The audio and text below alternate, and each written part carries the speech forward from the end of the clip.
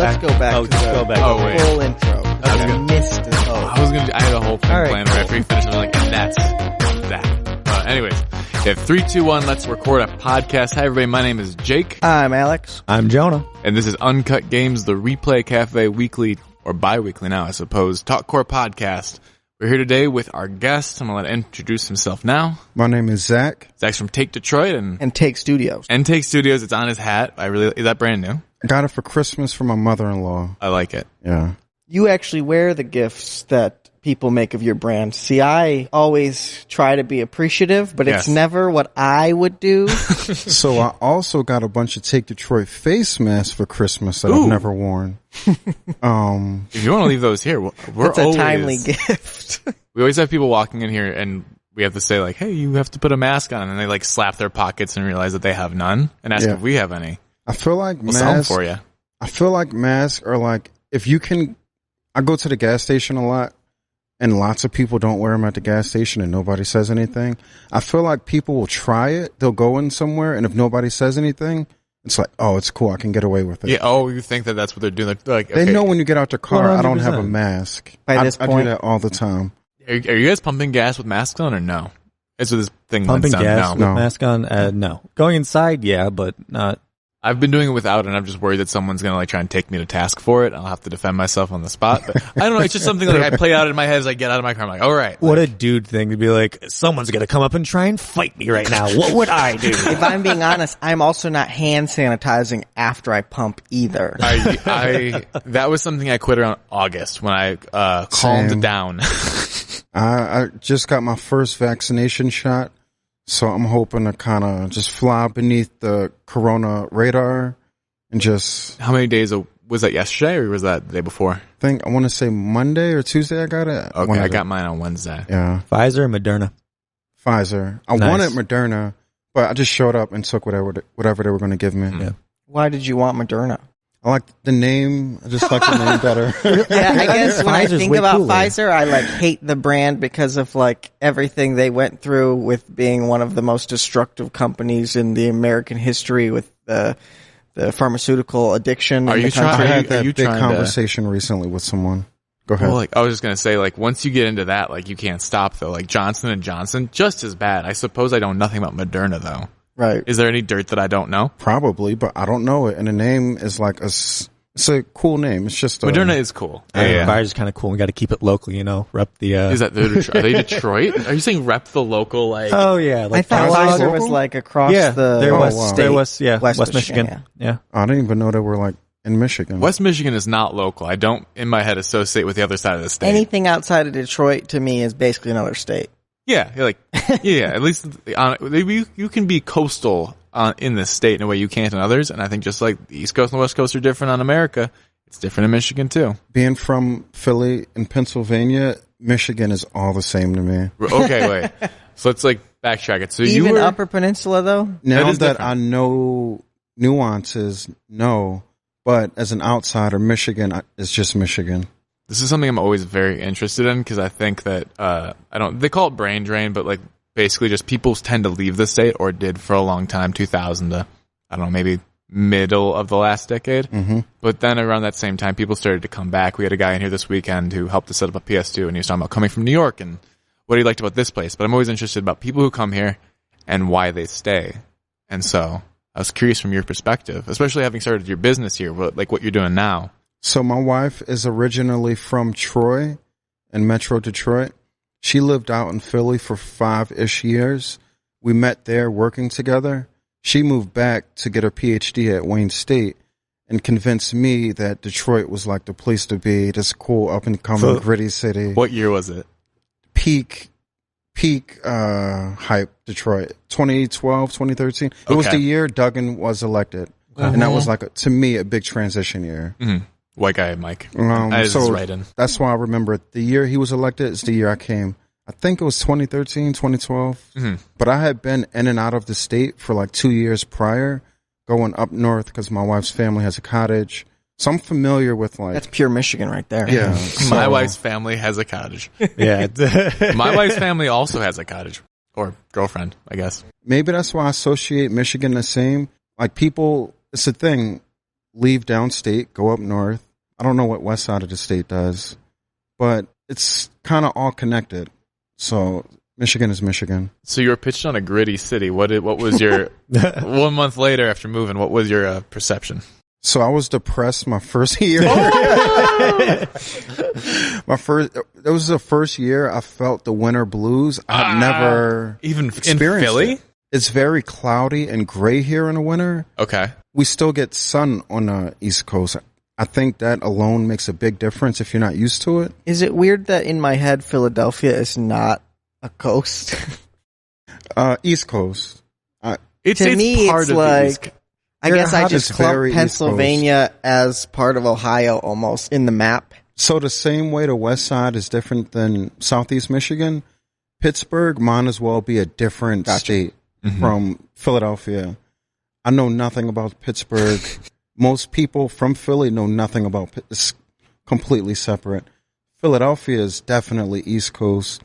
Pittsburgh and western northern Pennsylvania is Rust Belt, Ohio. Steel. Yeah. It looks like the Civil War when you drive out. You're like, whoa. Yeah. Rivers and like stone structures. That Lots like, of hills. I think it's fantastic. Tons of We went hills. there over the summer, and I don't mean to like talk about my summer trip, but like I definitely get the vision of like you could have pitched what she pitched you on as like gritty city coming back.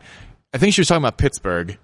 That's this is the grand synthesis of like a Chicago meets Detroit in the Midwest kind of comes up They're like and has a spot, you know. 5 years ahead of us, kind of. I think they're like 15 years. Yeah. Their downtown is so They have Carnegie Mellon and I think a couple universities there. Yeah. I feel like and we have Wayne State, but I think the universities definitely play a role. they're prestige universities. and they're much larger, and they make up a lot of the downtown area as well. So you have a lot of just young people in. Wayne State is really just 2 city blocks. A former commuter school, maybe still a commuter school. Exactly. And that's, I think, also you can bike, walk around Pittsburgh, where it's in Detroit, you're driving everywhere. And that's also a big. So you're depressed your first year here. Was it just the weather, or was it anything else? When I first moved here, this is before the streetlights were installed throughout the city. It was just dark. I remember saying that a lot and feeling that way. It was always dark. And like, it might sound strange to a lot of people, but not having streetlights makes a big difference. Detroit, I always say this, takes getting used to. The way things work here are unique.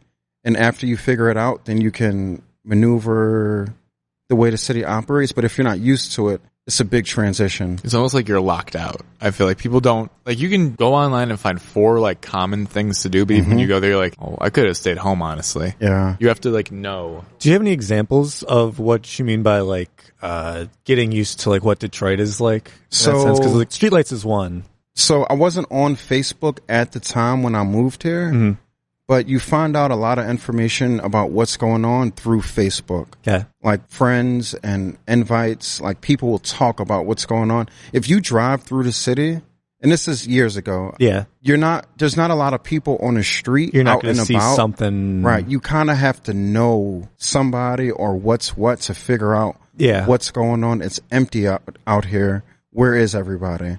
In Philly, was it different than where There's it's people like you could see everywhere. what was going on? Kind of, you can walk up to somebody like, "Hey, what's up? What's going on here?" And networking that way more. And also being from there, maybe I just know the city naturally. Yeah. All my friends are from there, family, school friends. And another big difference in Detroit, like take a place like Greektown and Corktown. Yeah. If you go out, you'll see people, and those are cool neighborhoods, if you will. Yeah. In Philadelphia, there's so many neighborhoods and so many people. You'll see a shopping area, a retail area, a residential area full of people, but there's nothing special about that area. Okay. It's just common. Yeah. It's just a neighborhood. Here, that would be like the most popular neighborhood or like the most trendy neighborhood. It's interesting. I don't know if that was an example, but Yeah, no, but I hear what you're saying. I mean, going to Wayne State for my bachelor's degree and spending like the first 2 years not networking properly, I'd say, like you said, you have to know people, find people, connect with people over the internet to know where and what's going on. If you don't do that, you're completely shut out. I spent like my first 2 years basically just driving back and forth. Yeah. And not knowing like lame way to put it, where the party was. You know what I mean? Like what the music scene was. You really have to get connected into like Hamtramck or like. Even a dude came in here over the weekend. There was a party here, and I talked to a guy, and he's like, "Oh, I do promotion and stuff." And you know that it's Urban Bean, I think. It's right across from. It's like this. You've probably seen it actually. It's right by Griswold. It's kind of orange. There's 2 stories. No? Oh, okay. It was one of the first. Oh, it's a cafe? Yeah, definitely. Yeah, it's right across from the diner. Right. Of course. Right. Yeah. So I've known about it. It was one of the first places I went when I came back from school here, and this guy's telling me, he's like, "Oh yeah, there's something called the Orange Room, and it's attached to that coffee shop, and it cuts into and under the parking garage that's next door. But it's where like historic techno DJs like Juan Atkins. So I always heard that, but never went there or looked into it. I didn't know where it was, and they just call it Orange Room, and they don't tell you, and you have to go through the parking garage to get to it. But the fact that it's literally underground. Everything has a separate room. It's essentially like 21st century speakeasy. That's what I was going to say. Like the idea there's like a speakeasy culture in the city. And that could be just because, like, you know, maybe I'm not connected or I'm lame type of thing. Everyone on listening might be like, oh, of course we know about this, but like it's that type of. Well, you wouldn't just tell a stranger, right? Like that's how, like, I think in a situation where it's easy for good things to get ruined by inviting too many people in. Absolutely. That's just the mindset. And like, if you're interested and want to come, of course you can come, but no one's volunteering the information unless you start asking. We are sort of operating on this dynamic basically accidentally. Yeah, but, 100%. It's not working at this point. Right. We do have a public Instagram and are shouting our address from the roof, but people still struggle. Like people came in yesterday and they were like, "Yeah, we drove up and down the street 3 times. We almost drove away."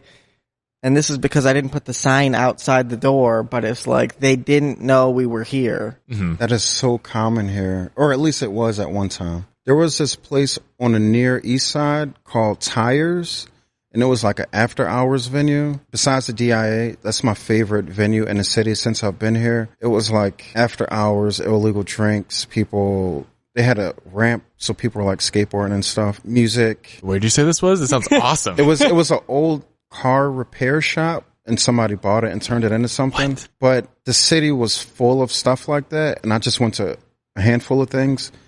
And once I figured it out, then I started to enjoy the city. And this is part of what I think is my working theory. And I told Jake yesterday, I said that white people coming to Detroit cannot find us, where black people who have been in Detroit and have experienced this part of it are willing to like actually enter the building with no titles on it. And I agree and I disagree at the same time, because you can say that, like, I think, like, those people yesterday coming from Grand Rapids, a city Shout where out to you guys. There's a sign, these guys, there's a sign everywhere, because I went to school there. Like, if you don't see the sign, you're like, screw this, right? Like, you have no expectation that you might have to do any legwork or any networking. So I'm so happy they made it in. But I think it's anybody who's also, like, essentially a tourist. If you're walking in from as far away as Royal Oak and you don't get that, like, the Royal Oak red carpet walk in my door experience, you bounce and you don't spend any time. There's a lot of racial tension here also that took getting used to that I wasn't used to coming from Philly and the East Coast. And it's weird. 8 Mile is like very Detroit, Oakland County. Yeah. And like my family's from Oakland County. When I first got into business, I started out in Oakland County. I'm very familiar with people mindset places up there, and it's very different than Detroit. And it's like you have to kind of navigate that and figure out how to navigate it if you're not familiar with it. Did you sense that there was like even that tension across the other side in Oakland County, or is it just once you cross towards 8 Mile, it's more like 8 Mile is just a dividing line? Yeah. But like people in Oakland County, some people, not all, like look at Detroit like a shithole. They would never spend money in the city, support the city. Politics are corrupt. They've been corrupt. Blah, blah, blah. Right. And Everyone's people in Detroit think people in Oakland County and the suburbs are evil and like bad people, which isn't entirely true. No. And I'm just in the middle, like you just showed up here. Yeah. And I just live And here. my wife is white, so I'm literally in the middle looking around and like, oh, you think this about that, but it's not quite that. And you think that, I see, it's just a weird intersection. Did you guys move to Troy? Because she's from Troy, but you didn't. No. Okay, you're not there now. I feel like I didn't move to Michigan to move to a small Midwestern town. Yeah. So I'm kind of only Detroit. Troy, I was just say Troy's super weird also, where it's like everyone's Corporate got buildings. Oh yeah, corporate buildings. It's just Big Beaver. I'm pretty sure. Yeah, everything's made out of brick. There's a Versace store, and it's mostly like immigrant doctors and their kids who are well educated. Yeah. Like that's my impression of Troy. But I just wouldn't want to move there if I was coming from Philly. I would freak out. Yeah. It would feel alienating and bizarre. It's I'm used to it all now. Yeah. It's not my place. So you spent 4 years here before you got into video. Yeah, so I did a bunch of odd jobs. I worked at Northern Lights Lounge not too far from here. I worked one day at the Bronx Bar. Can you tell us about your one day? Yeah. I just didn't fit in. Okay. I'm not even mad at them for feeling that way. It was clear and I was new. It was, in retrospect, it was so obvious. I look like I don't belong here for so many different reasons. The way I was dressed, I was too polished. It was just not. I like that. So you were too polished though? I guess I don't have to interrogate it too much, but like, did you just come Bronx on with Bar, like, to me, is like a divey place. I don't even know if they have an online presence till this day. And I was very commercial. I looked very commercial. Okay. You're coming from like a professional place, like you did. Yeah. What we call Parapro. Yeah. Bronx Bar for one day. I worked at a catering company downtown. So when you moved, you didn't just dive back into the So I moved out here stuff? with my first company, Phone Bar. Phone Bar was we made phone charging stations for music festivals and venues. And on the East Coast, there's lots of music festivals. Yeah. So I could hustle enough to get to enough music festivals to make it work. Here, it just wasn't going to work. Yeah, we have like Mopop and DEMF. Is that a thing? Detroit Electronic Music Festival? Yeah. Wait, is DEMF different from Movement? Same thing.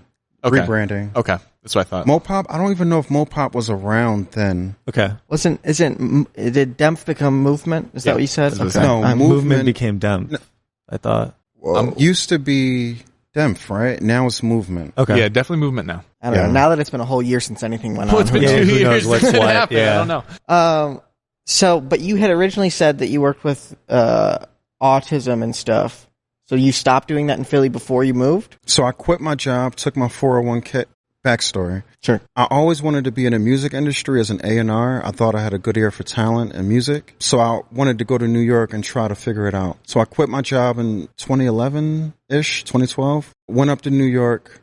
I worked at a startup company that did concert. They were trying to, was a startup company trying to compete with, what's the orange company that sells tickets? Ticketmaster? They were trying to compete with Ticketmaster. There's a different one though. Live Nation? They were trying to compete with 3 different companies. It wasn't going to work. The story keeps changing. It was Ticketmaster. Soon as I say it, you'll know the name. I can't think of it. They were trying to compete with a company. Anyway, I volunteered at a couple different music festivals, trying to meet people. So I quit my job working with autistic kids, went up to New York, stayed with friends. I always say this, I simply ran out of money in New York. I took my 401k and tried to make it work. I ran out of money.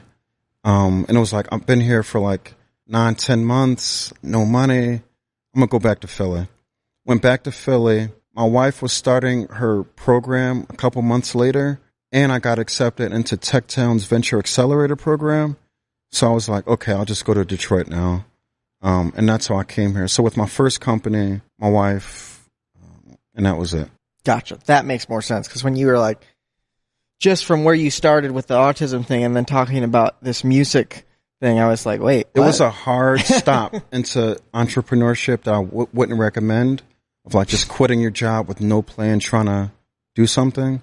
I didn't have enough wherewithal, or I didn't even know success could have been looking right at me. I didn't know what I was looking for.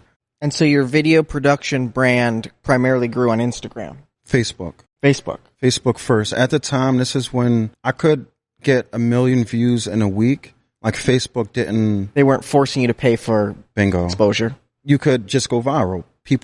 Companies were getting billions of views a month. I was averaging a couple million views a month. It was just an easy. This is where window. TikTok's at now. Mm-hmm. Today it's not like that. I just got an alert from Facebook. They're going to stop analytics in June. So like the detailed analytics that you can get now won't be available in June, after June. So it was like a window of Facebook that I was able to take advantage of to start Take Detroit. Right on. When I moved here, I tried to get a job at all the local outlets. magazine? And actually offered to do the videos for them for free, and everybody said no. So that's another reason just I started. No. You want to do it for free? Nah. Then I need to see it. Like, Not worth our time. It was just an idea. I'm like, Yeah. I think these videos can work. I see them in other cities and they work. Mm-hmm. I think I can do it. I'm not sure, but I think I can. And that was the genesis. And so, to make a hard shift here, you kind of don't come from a background of gaming. I 100% do not come from a background of gaming. I never had the patience for it. Like, I get frustrated very easily. If I lose a couple times in a row, I'm done. This is what, for me, is so satisfying about starting you on Warzone here. It's so funny when I first sat down and I asked how to change guns and move around. In retrospect, it's like, oh, I'm a bit further along now. Sure. Yeah, I mean, and games probably from when you last even played them casually have shifted quite a bit. You played N64 era stuff, I'm guessing, yeah? My last console I played was Xbox 360, and I got to Xbox 360 after it was old. Okay. Like, it was already way old when I got it. I mean, I only ever played Madden, and like... Those controls are substantially different. Yeah, and I never played competitive. It was only practice. I only ever practice. I just want to throw the ball, run, tackle a couple people. That was it. Right. It wasn't a multiplayer experience. It wasn't online competitive. It was just Never. beating the computer. Mm-hmm. But your brother, when you went to visit him, had a PlayStation 5. So was he a gamer? No, so he bought it when it first came out, and he wanted to flip it and resell it. That was his only intention, though. It wasn't Only intention. He doesn't play anything. But he never did it. It just sat. And I saw it sitting. I'm like, okay, I'll take it. Now, Yeah. that's also crazy because I feel like you You could just like sell it in post a anything second, about yeah. it and sell it for like $1,000 or whatever. And like, He's a police officer, a Philly police officer. Goes to the gym a lot, works a lot. He just didn't have time. just didn't even think twice about it. So now you're a PlayStation 5 gamer. And I haven't done anything since I've gotten a PS5. But I'm pretty far along. My player, his badge is like pretty high up there. Badge. Well, they reset yesterday with the season 3, I think 3? New King? New map and all of Yeah. that, new season. So your badge is probably... It's okay. I still get my guns and my skins Yeah, and stuff. So you came in here and you told us you had 4 reasons why Warzone was the best game of one of the best 100% games of or all the time. best game. To me, favorite games since I started, like Sonic, Old Sonic? old Sonic on Genesis? Yes. GoldenEye, Super Mario Brothers. For me, probably those 3. Okay. Warzone and corporate, it's like, this is going to sound weird. It's like Web 3.0 versus like the old web. Gaming now is like gaming 3.0 compared to what I remember it being. I like that this podcast just got its first mention of Web 3.0, by the way. Thank you. Web 3.0 is the next thing. Oh, yeah, for sure. What is Web 3.0 real quick? Okay. Zach, do you want to explain it? Or I You can go ahead and I'll jump in. All right, so, and here's probably my flawed version. So if you think about it at Web 2.0, as I understand it, it'll be what you can think of right now is our interfacing with Facebook, Twitter, the major stacks and platforms that basically act as portals to the rest of the web. Prior to that, we had, Web 1.0 and all its iterations, but this, you have what AOL referred to as its walled garden, or just basically like the free navigation of the web as I go to Newgrounds, I go to Drudge Report, Yeah. I open the New York Times. That's Web 1.0. And social aspect Text. It's thing. mostly text. Yeah, very text-based. Mm-hmm. The multimedia and Facebookization, perhaps, is Web 2.0. That's what you think of. Centralization Yeah. of Yes. big entities. That's obviously awful. That's been really bad. I mean, obviously we rely on it, but it's basically centralized and put everything out on what's called the ClearNet, which you would just think of as the easily crawlable web. Web 3.0, as I understand it, is an attempt and so far in process movement to get people into other spaces. You can consider Discord as the beginning of a Web 3.0. There you go. Essentially, podcasts are a element of Web 3.0. They are not easily crawled by a search engine and allow for what is sometimes referred to as dark forest communities, which I can explain in a little bit more detail if you're Is curious. that but weird thing that you're signed up for where you can access Patreon? Basically, it's I keep almost hearing a lot about Patreon. I haven't looked into it. it's good for a lot of reasons, but especially its element in Web 3.0 allows people to create paywalled discords. Essentially, it's this idea that social media is too crowded, too loud, too non-transparent, and once algorithm-based. This Web 3.0 is a move away from algorithms, the creation of paid communities where you are invested in its maintenance, and usually there's you wouldn't want this stuff out there just for everyone to see. It's for the community. Would you say it's like decentralization again? It is 100%. I should have started there. I think it's more peer-to-peer interactions also. Okay.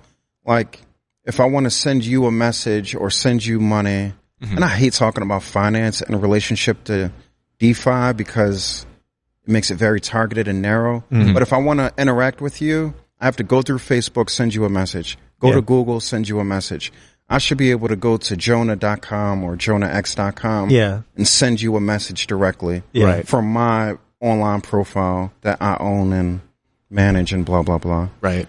I mean, at this point, you can be kicked from any of the major stacks for reasons that you don't understand. Whatever they decide, theoretically. Yeah. They have their laws and terms and conditions. Zach can find out tomorrow that Take Detroit is no longer on Instagram, and his recourse is almost nil. He will not know if he's shadow banned or not, and this impacts his life. This is his business. Yeah. Essentially, like you said, it's a decentralization, and it is I'm very behind it. Crypto is a big part of it. I mean, it's what you see, I would say, connection of like NFTs, VPNs, absolutely. Crypto. I actually don't understand NFTs completely, and I'm kind of just coming around to being okay with it. You could take it from a lot of different directions. I want to see clear utility and use cases outside of celebrity endorsements and huge valuations. I think it comes with the acceptance that the real stock market is a casino for the wealthy, and that NFTs are essentially a casino for 15 and 16-year-olds who receive $15,000 of stimulus, turned it into crypto,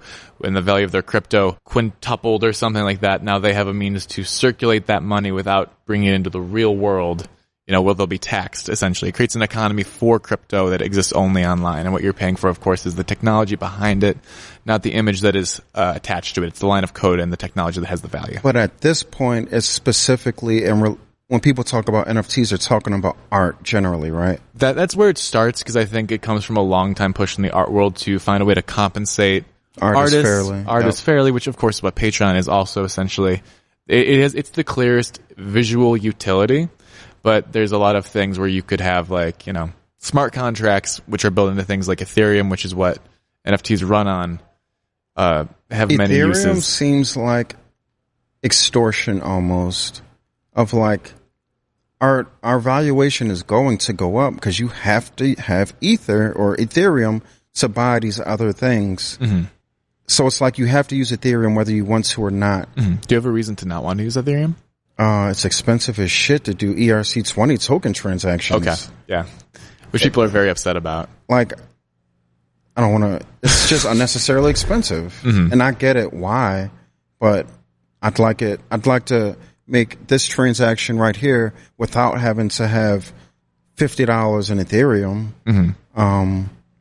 Just real quick, just so I understand. So it's certain things you would only be able to purchase with Ethereum. Yeah. So you're saying like essentially instead of like the broad basis of cryptos, the idea is you can mine whatever you want, and this is a universal currency. You've switched over back into something like, you can't go to France and buy something with a US dollar bill.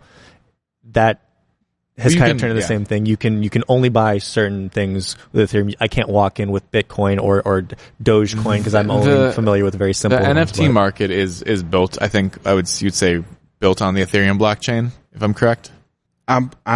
Yes, I think it's because Ethereum was they had the first mover advantage. They were the first smart contracts platform, so they were ahead of everybody else who came after them. What is a smart contract? I'm doing this for all my listeners who don't know what's included me. Automation. Essentially, it's an automated agreement contract. Okay. Like I trade crypto on a website, fill in a blank, whatever website. Yeah. And they allow me to borrow money, and when I have to repay back money and do different things, it's all automated. Okay. And I think it's done through smart contracts. Smart contracts is just a way to automate things. Yeah. Agreements, Just automation. Okay. In terms of NFTs, essentially the idea would be, say, famous artist David Rudnick sells his NFT for $14,000 and whatever its Ethereum equivalent is.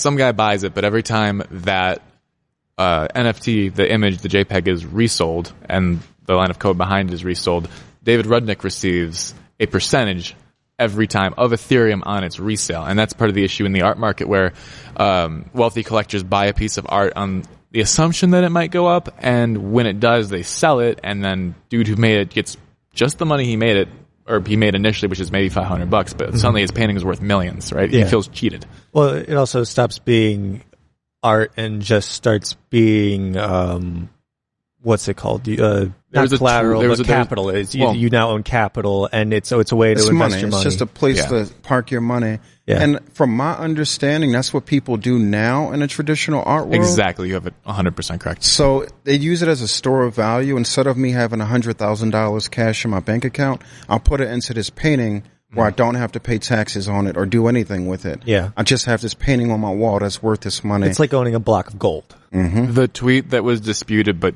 could be taken in this context is 100% correct, is that art is stocks and it always will be stocks. And that's how the art market trades. Yeah. The ultra wealthy basically embezzling money and moving it across borders in the form of art. The interesting point about that, though, is, and this is, I'm taking from other places I've heard and listened to things, but at a certain sense, like, art is gate-kept, which means in a certain sense, yes, even though it is worth a lot of money, it is still art. And when the issue, though, you see now is you have NFTs where you can literally have a piece of poop that is worth $50,000. The art world is gate-kept, and I think that's an important distinction You're no to make. longer gatekeeping. There is no gatekeeping aside from maybe gas fees and what you're talking about in terms of operating in the NFT market, because, again, it's such wild speculation, and honestly, it's just memetics. It's like, what's funny today?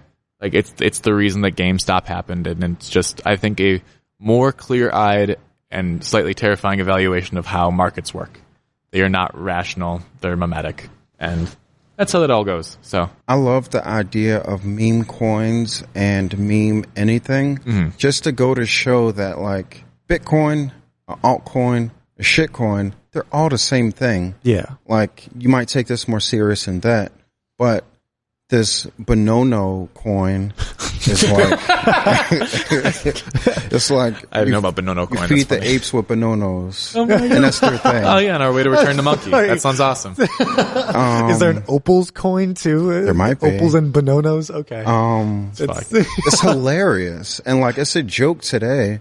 But if enough people buy into this joke, what can happen? It's real. Yeah. And I love the idea of that. It gets down to the core idea, and I'm sure Zach is familiar with, like, the core idea of what a meme is, which is just an element of culture that replicates itself. Yeah. I mean, and then you get down, of course, then everything's a meme. But what we were talking about before, though, to kind of bring it back, is once Ethereum becomes, and you're contracted in that, like, you will receive only Ethereum, or you can only purchase certain items with Ethereum.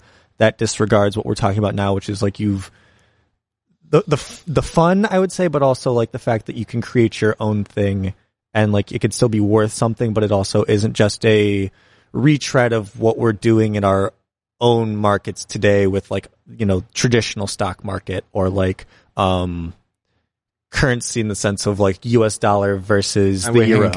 I'm a bit confused. What did you say? So we're talking about how, like, coins and meme coins, whatever type of coin you create in that sense is real. It can be valued at, 0.001, or like you can have Dogecoin, which suddenly skyrockets and becomes, air quotes, real currency. But the difference and what people were trying to avoid, or this creation of like its own separate market, has found its way back into what we would consider traditional markets. Again, by it shows the NFTs connection between all of them. It's all the same. It's just who's in them and what do they value. But wouldn't be the purpose is to try and change that? But if it's like very quickly goes like, oh, this is a cool new idea where we can decentralize money, but then we find that we've just centralized money again differently right, over the internet. That's a concern that a minority group of people have. I don't think a lot of people are even thinking about that. Yeah. But that's a concern some people have, and I think that's a very valid concern. it kind of goes back to like what we were talking about before about the speakeasy culture of the city. Mm-hmm. There's a speakeasy culture to crypto. Mm-hmm. I mean, because it's convoluted abstraction, people are often turned away at the door, which is good for it, essentially. Good for the people who are already inside. And then... I mean, speakeasy culture, again, just touching back again, everything kind of is full circled here, but like that sounds like what Internet 3.0 is in that type of sense. Right. Oh, and I think that's a reversion to private spaces, or non-public. Facebook tried to announce they were going to launch a coin or a token, and there was so much pushback against it because it's exactly what you said. The poster child for centralization is trying to launch this decentralized thing. Why would people trust it coming from Facebook? Right. Yeah. Well, it's this, and when like Pfizer or like Chiquita Banana tweets about like their commitment to justice or something, and you're like, didn't you hire death squads in South America? Yeah. Like, why would we ever trust you people? Like, so. And that kind of, Charles Hoskinson is the founder of a coin called Cardano, and it's a newer entity. Okay. And he's launching smart contracts, and he often talks about how through his smart contracts and the code, everything is baked into it. Like it can't be centralized or taken advantage of because the rules are already baked into it. Yeah. It can only grow based according to the code that's already been written. You cannot change it. Yeah. And that's his thing of like fighting future. You can't create bonds essentially where someone say, again, going back to stock market, it's so limited, but you can't, it's baked into the contract. So therefore someone, a third party entity can't go, so we're going to buy your contract and value it at, a AAA, F-rated air quotes stocks. So that's what, I guess what you're saying is they're trying to avoid now. 100%. Correct? It's just one line. It cannot be conglomerated into a gigantic thing that would essentially lead to what we've seen before, a collapse, essentially. Just to bring it back a little bit, I mean, we're talking about centralization and like making things more common, speakeasy culture. I mean, and ourselves. I mean, me and Alex had the conversation. Yeah, Web 3.0. Me and Alex had the conversation this week, or at least briefly exchanged texts about like starting to accept crypto here. And I think that you're also going to see, I mean, as an online currency, I think Warzone's going to start charging you portions of Ethereum to start getting things. I cannot wait to support companies that I use or things that I use with cryptocurrency. I cannot wait. All right, well. I cannot wait to start just paying get the people wallet set up right now.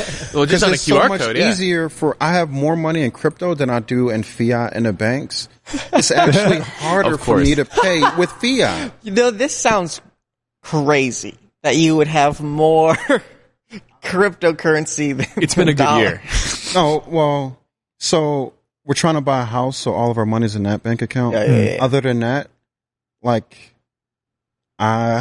whenever I get paid from clients, pay for what I need to pay for, put money in. I have more money just sitting in crypto, and it's not just sitting; it's growing. Hopefully growing. But like, I would love to I use Amazon a lot. I would love to just pay with crypto. I would love to just use crypto, period. That's the one person I wouldn't give crypto to. I agree. I 100% agree. Amazon just works so flawlessly and is so convenient. Oh, it's seductive and evil. I'm surprised that nobody's been able to open up a localized version of Amazon using Amazon. What do you mean? Well, because Amazon has the infrastructure, but you can basically become a seller on Amazon. So I'm just surprised that nobody has been like, I'm going to capture the market on office supplies, but I'm going to use my Amazon marketplace and like abuse their system. Right. So what they do is essentially if you are selling or using anything, I guess this might be more for if you're making something, but say you were the 5-star rated object on Amazon. Amazon comes to you, gives you an offer you can't refuse to own the... I'm going to call it the blueprints. Amazon Basic. And that's how Amazon Basics work. Yeah, they just copy it. You are part of the machine, and it's going to always chew you up and poop you out. As much as I want to have the big conversation about that, I feel like Right. And sorry, I darted sorry. away for 1 second to fix some server stuff. I'm pretty sure Zach was about to give his hot takes on Warzone. And I tried to then get back to it. I tried to get back to literally it. went insane into Web 3.0 and cryptocurrency. So can we get back I'm on glad someone brought it the up. primary topic of the day is My grandfather is Warzone. going to find Wait, our wait. conversation stimulating. So after Zach can buy loot boxes with crypto, Yeah. will it still be one of the best games of all time, Flawless and why? transition. Yeah. Yes. So I wrote down 4 reasons why I think Warzone is one of the greatest games of all time. Reason number 1, the social element to it is unreal and it's kind of futuristic. Playing games back in the day, you'd sit down, you play a game, and whoever you're playing is just a bot. It could be somebody on the other side of the world. You don't know. You have no idea. It's kind of one way. You're sitting in front of a TV just playing a game. It's way more interactive now. You're actually playing with other people in real time. These updates, everybody's experiencing the same way at the same time. It's way more interactive in a way I feel like when Uber first came out, the idea of getting into a stranger's car was weird. Mm-hmm. If you're not used to gaming as it is, the idea of talking to somebody, it could be a 13-year-old, which is kind of weird. Can you tell me that story again real quick? Yes. It's the best. The idea of talking to somebody in a headset in your living room can be weird. Mm-hmm. When I'm sitting down playing a game and my wife hears me talking, she's, who are you talking to? And it's weird if you're not used to it. It also adds a social element for a lot of men. It's I'm gonna say, go out on a limb and say Warzone has a lot of mostly men playing. It removes racial class barriers, and you can just kind of sit in silence playing with somebody, but you're sitting in silence playing together. Mm-hmm. And like, especially in COVID where people can feel isolated. You said that in the interview. Oh yeah. The social element, I think, is underappreciated.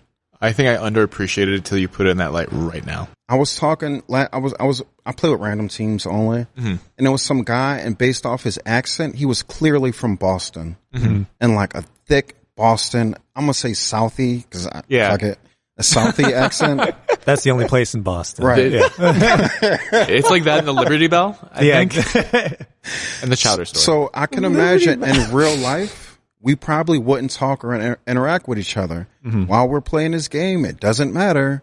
Somebody's to your left, shoot them, or I'm gonna flank them on this side. It's just very interactive and social. Does it ever go any further besides just like what's in game? I mean, it's not gonna be like, like, have you bought a house to the stranger? But like, I mean, at least like the social aspect besides like, I'm just playing the game, be like cracking jokes or something like that. I guess like more interaction. There's been a couple times where I'm playing at like 2 a.m. So I play with random teams, and I can tell I joined another party where the other 2 guys knew each other. Yeah. And they were kind of shooting the shit, just saying random things to each other. I didn't feel comfortable or want to join in their conversation. Yeah. But I guess theoretically, I could have started some type of rapport. Yeah. I've played a couple times. It's so weird. And people will leave their microphones on, and you can hear what they're saying. One guy was selling weed one time, and you can hear the whole transaction. He must have been sitting in his house playing. Somebody came to see him, made his transaction. He was doing small talk. So I'm listening to the small talk, and it's like, I'm not saying anything, but it's like, small wow, window. this is where we're at right now. I've heard one guy yesterday was with his wife and kid in the background, and he's talking to them, and they're listening to like the kid listening to kid music, and it's like, wow, here I'm listening to you with interact with you. It's just weird. I feel like you have a much different opinion about it. When that happens to me, I go, mute your mic. This is annoying as shit. I felt the same way, but like another thing I noticed about the gaming community, besides people who talk shit at the end of a match, it seems pretty chill. Like, people will not be good, but you're not going to attack this person over your headset and say you're trash. Why are you playing this? You suck. So that's the Warzone community. Alex wants to talk about League, probably. Yeah. So there's a couple points I wanted to make very quickly. First, the idea of shooting the shit with like random strangers on the internet. One of our listeners, I'm sure he's listening, Monkey Balls, is a good friend of mine that I met on Call of Duty Modern Warfare 2. He and his wife played together. They were living in North Dakota. My brother and I went and physically visited them on their Air Force base, and now we've got this lifelong friendship where we play Warzone together as well now. So it can happen. It can happen. And actually, we were on opposite teams talking shit to each other in the Modern Warfare. But to jump back in on your point, Warzone has a tactical team-based element where you're all working towards the same goal. Like you were saying, you could potentially play in silence because the objective of the game is relatively straightforward. While there's different strategies to complete it, it's a survival-based game. So you and your allies typically aren't going to talk shit. Whereas other communities like League of Legends, while the objective is relatively straightforward, depending on your skill level, you do get a lot of verbal abuse and text abuse if you're not playing up to your maximum potential. It's one of the reasons why the developers are refusing right now to add in voice communications if you're not in a pre-made party. No. On your own team. Because the community itself is so awful and toxic to each other when you're all on the same team. But the idea of the other guys would just be that they much. believe, I think they've done research, I have to assume this is backed by research, that if they add a vocal element, the abuse would actually skyrocket. Now, there's a lot of streamers and personalities who will say, no, nobody's actually going to stand behind the same thing. Wait, what do you mean with the vocal element? There's currently a vocal element. There's currently not. It's all text-based chat. And you're not talking about Warzone. In League of Legends, sorry. Okay, yeah. Gotcha. So unless you're a pre-made party, you can't actually vocal chat with each other. It's all text. Likely guys are in Discord anyway, Is this right? the difference between what people would say casual versus sweat? Where Warzone, like, you can sweat, but there's also a much more of a casual element where, like, League of Legends started off, but, like, where it's gone now is gone complete sweat. Like, League of Legends is the sweatiest game. I'm willing to say that.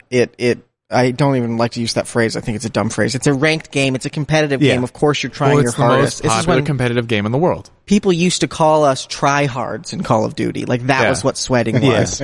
Because you played tactically or you played with the intention of winning. Right. But I think there'd be good sweat. Like, I think you can, like, have fun and you could sweat. It's just weird to me that you would try to use it as an insult. Like, people would be like, oh, you're such a tryhard.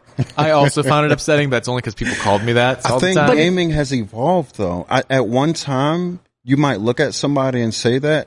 Today, no, that person is playing the game to its full capacity, the way it's meant to be played. Yes. And just time has revealed that. It's just weird that people try to use it as an insult. Well, I think we can also recognize that the incentives have changed. The stakes have changed. You being good at this game has, like, real world consequences, and I mean that in a positive way. That's another benefit, or one of the reasons that I wrote down, I think, for Warzone. Oh, yeah. The incentives, like, the more you play, the better skins, the better weapons, the better you get at the game. It kind of sucks you in. And, like, if you play with the M16 for 20 games, your M16 gets better. And then you actually get better strategically in the map and in the game. Mm-hmm. The incentives are there to keep you playing. Mm-hmm. Maybe they've always been there, but for me, playing games historically, they just weren't. I think it started with the first Modern Warfare, and that was its true innovation. And I think where it really passed the torch from Halo to Call of Duty as the industry leader in shooters is this idea of now everything from your weapons to progression. The progression came down to the most minute thing, which is the details of your gun. And I mean, it's just good game theory. Like, it's great programming and design. I don't want to dispute the fact that Warzone's a very good game. One of my favorites right now. However, the two things that you've put on your list so far, I think are just general online multiplayer games that could be. Yeah, I think that you have a very limited palette at this point, but the idea of, like, the social interaction and the progression are things that have definitely been implemented very strongly into all modern games, social multiplayer games. I still think that's interesting from someone getting into it now after. And I noticed that too. Like, I think a lot of the things Zach is talking about where he was coming from with gaming and finding, like, all of the modern appeal of it. That's awesome, because I think that sometimes, like, the very jaded. We're jaded. We're pissed when some dude's got his mic on. I'm just like, shut up. This is like the last 30 minutes I have at replay. Get off this mic. You're ruining my 3 games. But what I also wanted to say was, for what he's talking about, no. I would just say... Wait, can Zach repeat? I was like, okay. So just back it up. I had something real good. Okay, so Alex disagreed with you. You guys are jaded about the modern updates of gaming. I had this before I even started talking. It's really wanted to get at. Jonah jumped in with something, and yeah, Jonah's fault. Oh my the God. Technology is another reason. Okay, yeah. In Warzone, I'm gonna just keep talking. Maybe it'll come back. Please. Yeah. In Warzone, the fact that there's the map, and the strategy, I think that's, to me, like, pretty.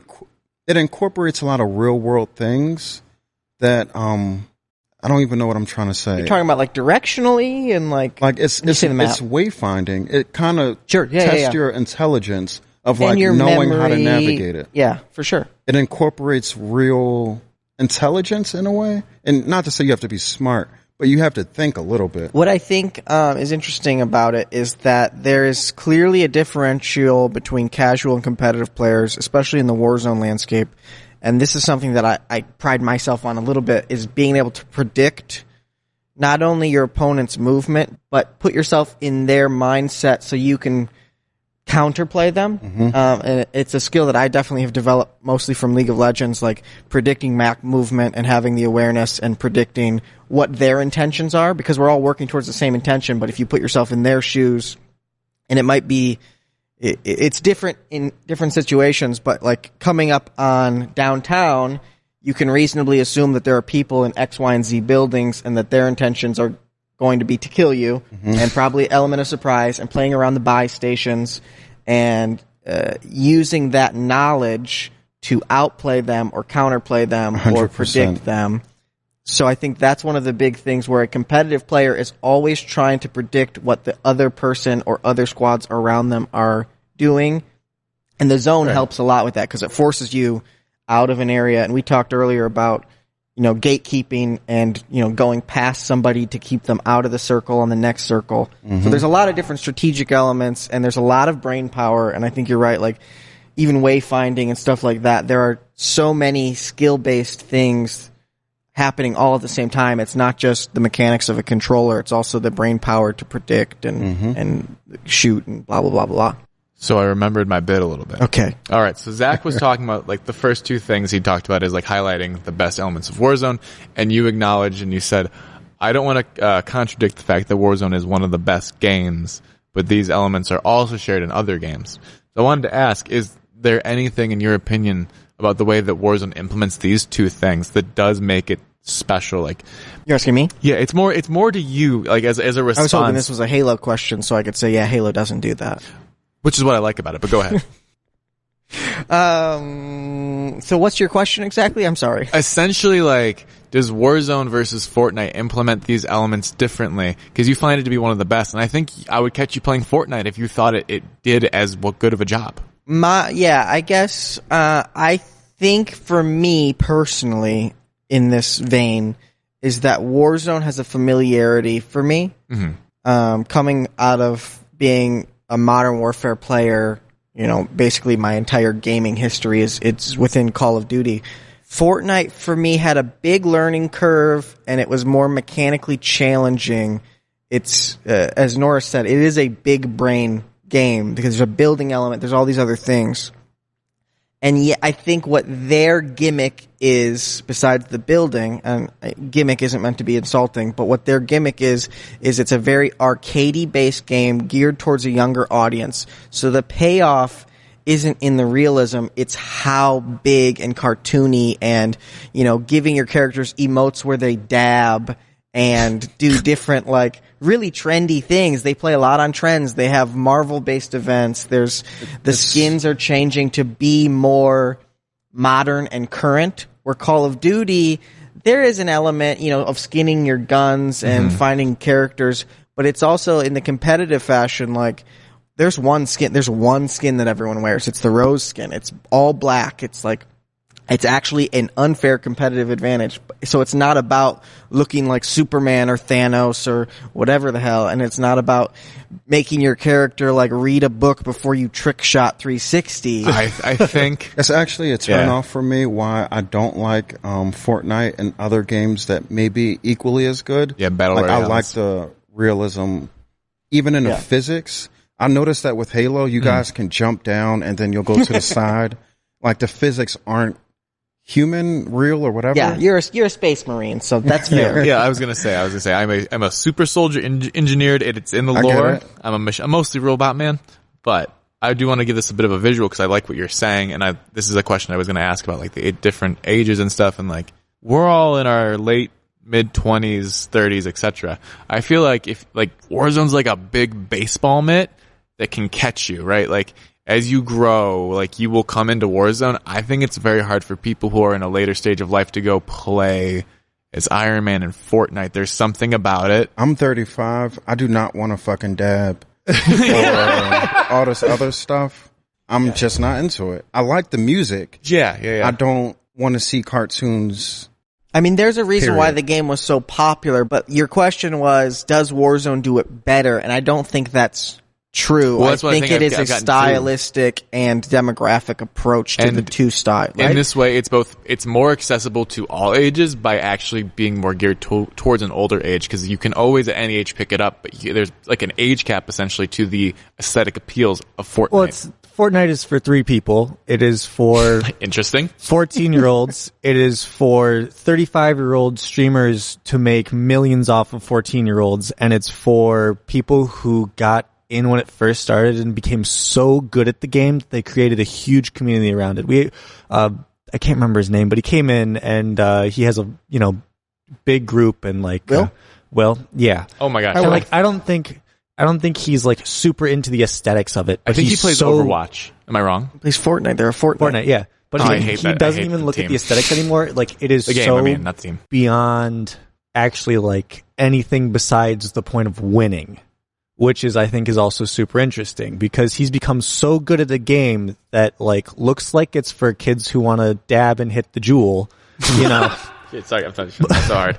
They want to hit the jewel. where like where we're talking about Warzone, where it's like you could be 9 if your parents let you, or 56 and really love the game and just kind of like skill level doesn't necessarily matter. I think it's harder to, at least in my opinion, I think it's harder to get into Fortnite. I think everyone who started with it, you got Nick Merckx and Tim the Tatman and all these streamers who gained a lot of following from it. So I think they have this almost nostalgia, even though the game's not very old, but like a reason to come back to it where I don't have a reason to start it. Yeah, there's an economy around But it. that's Not even necessarily the money. I think, cynical, there was obviously, an but- enjoyment and a competitive nature for them. Yeah. So when the new season comes out, it's worth it for them to play, and they enjoy it outside of the fact that, they have a large audience that also wants to see it through their prism. Right. Well, I'm hearing all this, and I definitely think that while these are all good points for the appeal of Fortnite, I also think that I could never sit and listen to somebody's 4 reasons why it's the best game of all time, because we've simply already explored the fact that you can age out of it, which I think is... Well, it depends. Like I'm saying, I don't think you age out of it. I think you're aging... It's not out of it. Like it's just not a way to get in. It's not inclusive to an older demographic. But if you were already in it, Yes. I don't think you're aging out of it. I think you're coming back to it. think that's a really good point. All these games have seasons and come in cycles, and Fortnite is the model in which all modern battle royale games are basing it off of having these seasons, having them be short-termed, having new updates, whether it be guns or skins or themes, events based around things, and new maps. However, Fortnite is actually giving you a new map. Let me tell you, I haven't even played it. I haven't even gotten to play it, but I am already upset about this Warzone thing. The map's the same. The basically. technology for me, and I was I used to use dial-up AOL, and you'd have to dial up the sound of it, and your internet connection was whatever, but you use the internet versus today, if you have to wait for something to download or wait for something, you're pissed. You're moving on, yeah. You're pissed. And that's how I look at people who, not you, but people who people who complain about different details in Warzone. The fact that I'm playing with somebody across the world in real time and we're doing technologically, that is incredible to me. Unfathomable. Oh yeah, the view is pretty myopic. Like, and it's like people are like mad about guns and blah blah blah whatever. I get it. If you're so, and I see some people that play and their goal is to get first place. To me, it's like, wow, your goal is first place every time. I can't even imagine getting more than like 8 kills. Me neither. I'll show you. I'm waiting. Double digits. I'm waiting, bust. Sensei. What's crazy to me is you're playing Plunder, and you're like, Plunder should be your bread and butter for getting double-digit kills. I'm still figuring out the guns and the combinations, and even my controller settings. I mean, to be fair, you've been playing with the worst gun in the game. The Milano, I've since switched. I'm glad you've switched. The MP7 is going to treat you nicely. The MP5 is going to be really good. Any assault rifle at this point is pretty good. There's only a couple that I don't. There's too much recoil. Yeah, with the assault rifle. Those are my favorites. That's why you have to level them up. And until you level them up, you can basically treat them like a mountable gun. Like, until you get all the attachments you need for them, I would be mounting to surfaces to pull in some kills, because that's going to change. To me, I feel like I should get more kills than I do. I hit people a lot. It's all about that damage number. I can't get the headshots, and that's my sensitivity settings aren't where I need it to be. There's we gotta get you on the aim trainer. We'll really just hone you in. We'll find your core sensitivity. I'm working on it. I just gotta get some more time on my hands so I can actually play with you. No rush. I'll be practicing until then. I think you only labeled your 3. I want to hear that fourth point. Yeah. So intelligence, social element. What's the other one I said? Wayfinding or skills or something? That was kind of with the intelligence. Oh. I forget. I'll bring it up. I wrote it down physically, and then I left the notepad at home. We'll have to put an addendum in the if you just want to record copy on your phone like you read in the list, we'll put that at the end. We'll do some music I'll and do stuff. that. It might come back. The technology, that was one. I don't know if that counts as my 3 or 4. I think it's an incredible game. It's addictive. The same way social media used to feel addictive. Like the act There's of a dopamine scrolling. spike when, I have a literal sweaty palms, shaky after a win, adrenaline rushes. When you're in the final circle, when you're in the top 10, when you're the last one alive on your squad and you need to clutch a moment. Like there has always been an adrenaline rush. We used to play Search and Destroy and like really competitive game battles, MLG styles, Search and Destroy, and clutching a win was one of the best feelings. And like, I feel like that is almost part of why I still game, is because I know that feeling exists, and this is one of the ways that I can get that adrenaline rush. Let me ask you this. I was playing one time, and at the end when everybody's talking shit, yelling, one guy, I guess he came in first place, he was like, yeah, 17-year vet. You can't beat me. I know what I'm doing. Something like that. Sounds like what my brother was Do playing. you think, like, you mentioned visiting a guy on the Air Force Base, military people have an actual advantage, or could? I don't want to insult you, monkey balls, but I would say no from my experience.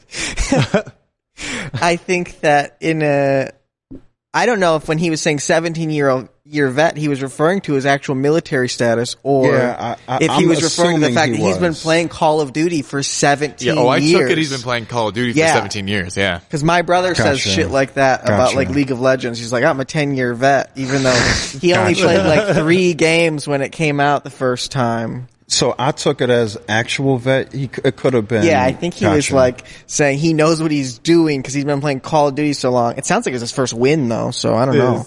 Maybe he doesn't know what he's doing. I think kind of embarrassing. You could have a vet who is good, but they'd also just have to be good at the game. Like at some level, their level of being good at the army and being good at the game would have to like reach the same level. And I think it takes a while to get good at any game anyway.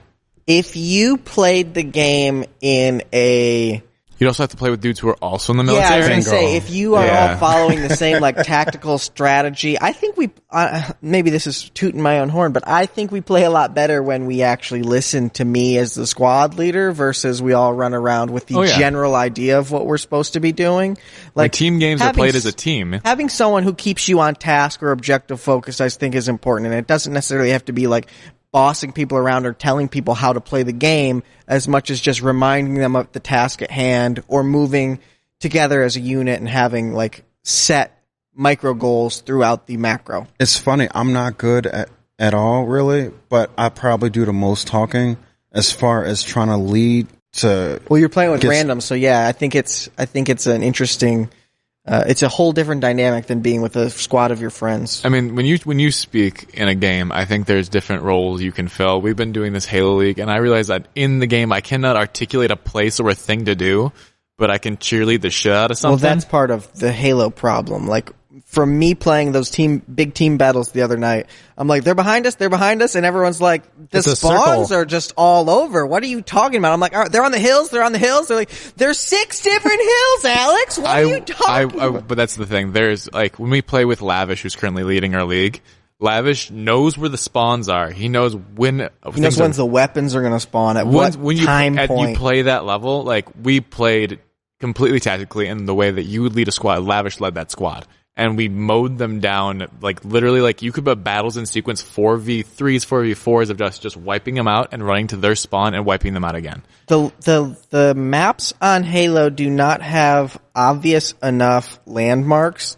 and they don't have a compass rose, and you can't tag people, and it's not a modern shooter in the way that going backwards, like we're talking about going backwards to Fortnite or whatever and aging out of it. Yeah. I think Halo doesn't age well into a modern shooter. In a competitive, Jonah calls it an arena shooter. Yeah, I think it holds up in terms of graphics, and even some of the buttons are a little wonky to me, like pressing in on the right stick as your aim. It's like little stuff like that where it can all doesn't be changed. Yeah, you can custom config stuff, but it's just like oddities like that. We weren't even talking about Halo. I just needed to talk shit about it. I was trying not to bring it up all podcasts. But I just wanted to make the point that, like, it in there. Super Mario Brothers, guys, am I right? But I wanted to say that, like, when you speak online, like, you can have a different role, and I think even in a setting with random people, the fact that you're willing to even start talking can get that going where now someone knows, okay, this dude's talking. I can start, if I have a strategy, I can start talking to you. We can start winning. And it really evolves into something more. Maybe you go to an Air Force base and meet Monkey Balls in North Dakota, or maybe you just won the game. Monkey Balls, Neva Bug, and their family. And a lot of shout outs to these guys today. And then when they move to Tennessee, you go stay with them again, but then you keep their whole family up because you snore really loud, and then your brother yells at you in the morning, and it's not a great experience. But you learn about the game Munchkins, and then you open a whole gaming lounge around it. I don't know what's going on. Nice. Yeah, so he has to come visit. Yeah, where's this dude at? Yeah. Well, he wants to come visit specifically. I won't speak for him, but we've been talking a lot about the One Byte. Everybody knows the rules. One Byte. Dave Portnoy's One Byte app, and Freddie of Melvindale. Freddie the Pizza Man over in Melvindale got a really high review, and he may or may not be coming for that and then swinging by here. We'll see. Good. Little family trip now that they're vaccinated and such. How about getting Dave in here? Did I say Dave? No. He's talking about Dave Portnoy has an app where he eats pizza. Yeah, he's going to come and eat pizza here? No, we're not asking Dave to come. Monkey Balls wants Monkey the Balls pizza. He wants the bite. Everybody knows the rules. Come on, stick with me. Am I talking too fast? Monkey Balls, if you want to be on the pod, reach out. We'll talk to you when you get here. I was going to ask you real quickly, because we do have 2 running threads. Yes. They won't necessarily apply as much to you. Did you have a gaming console at your house at all, like growing up as kids with your brother? Yes. You both kind of aged out of it, though. We usually ask our guests what their first video game memory is, or what the first game they remember playing. The black Sega console. I love that you call it that. That's what it is, right? Well, it's called a Genesis. But actually, the Genesis, the Saturn, and the Game Sega Genesis Gear? Is it Sega Game Gear? They all had black They variants. were all black, yeah. The Super NES, that Sega Genesis. Is there any specific game you remember, though? RoboCop. I really like RoboCop. Well, no wonder you ended up in Detroit. Yeah. Maybe. It brought you full circle. way back then. Yeah. I remember RoboCop. I played that a lot. Did you and your brother play a lot, like together, or competitively, or like? So I have this vivid memory. I grew up in Northeast Philly. My friend Ahmad Ashan and Kenny, redhead white kid. Ahmad was from Pakistan. Everyone's got a redheaded white kid friend. I refused, actually. We were at Ahmad's house, and I got mad and started cursing and threw the remote, and his mom was upstairs. And that was always my general sentiment about video games. As soon as I feel frustrated, I'm done. So, like, I'll just play casually. I'm not trying to be competitive. But when I get frustrated, I'm done. I had a graveyard controller when I lived with my redheaded white friend, Devin Sheen.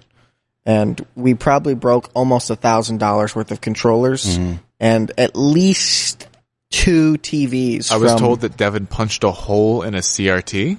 Or maybe it was a flat screen. No, he punched a hole in a flat screen, and I bashed my CRT in with the edge of my PlayStation controller until it didn't work anymore. That's really, really weird. We were angry little boys. So maybe what I was doing was natural. Yeah, I just felt like if I'm this frustrated, I'm done. Well, even Cups' kid lost his mask the other day, and he was Employee of the Month, Cups, yeah. He was mad, and he announced that he was mad, and he said he just wanted to break stuff. And I was like, I know that feeling. I thought it was so mature of, is he 6? I'd be lying if I told you I knew his age. I've just like these yells, I'm mad and I want to break stuff. And then he didn't. Yeah, he calmed down. Yeah. You guys ever watch the show Billions? No. I think I know of it. Is that the one with The Rock? I confuse it with Succession, I think. Is that the one with...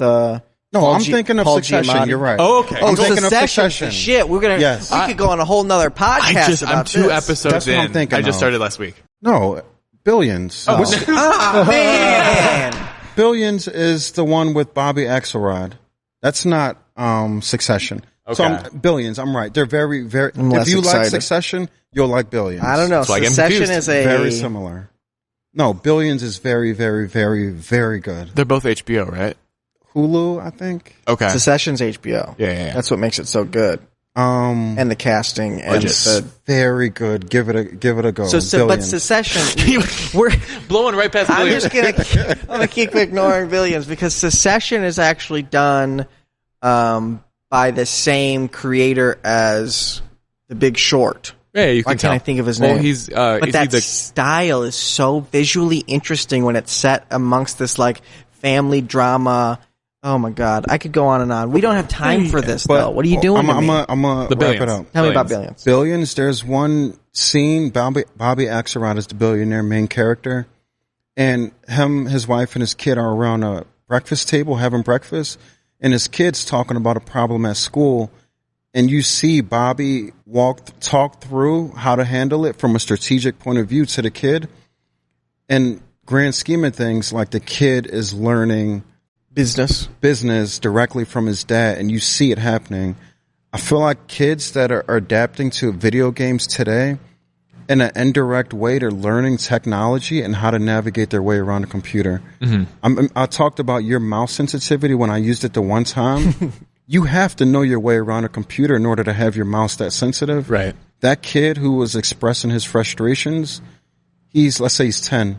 In 10 years, he would have been very proficient around a computer for 10 years, which can only help in the long term. Mm-hmm. I think kids today versus when I was growing up are engaging more directly with technology, even if they don't know it, by engaging in all of this stuff. Yeah. That's a valid point. Yeah. When you were talking about the kid, it made me think of that. I think it's like how like you can become a mechanic by watching your dad work on cars and stuff. My dad actually was a mechanic, and I hate cars. That's the alternative option. Okay, Bad point. I grew up in a shop. I'm going to delete my account. All right. I think about that a lot. It's like, am I the kid that saw my dad do something and went away from it? I grew up in a shop, was always around cars, and not a fan of cars. I think that's the end of the episode. So I'm gonna do my outro. Yeah. This episode is not brought to you by SpaghettiOs. SpaghettiOs.